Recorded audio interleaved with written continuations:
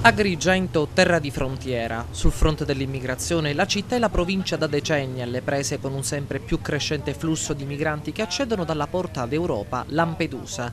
Da anni operano associazioni umanitarie e di volontariato e soprattutto da tempo convive una nutrita rappresentanza di senegalesi.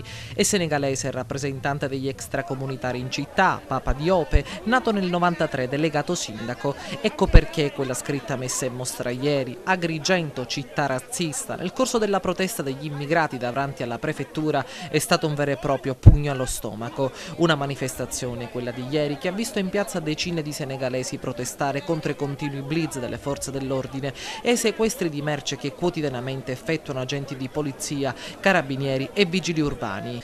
E sulla vicenda prende posizione il sindacalista dello Spira Antonio Alletto, il quale si dice convinto dell'ottimo operato svolto dal questore in termini di prevenzione e repressione dei vari crimini. È un paradosso pirandelliano, conclude, che abbiano preteso legalità chi pratica l'illegalità. Sulla stessa lunghezza d'onda le altre sigle sindacali di polizia, che in un documento congiunto sottolineano come quanto accaduto nel pomeriggio di ieri non può trovare giustificazione prescindendo da chi lo ha commesso, dalla provenienza, razza e religione che la nostra Costituzione riconosce e tutela in maniera uguale per tutti.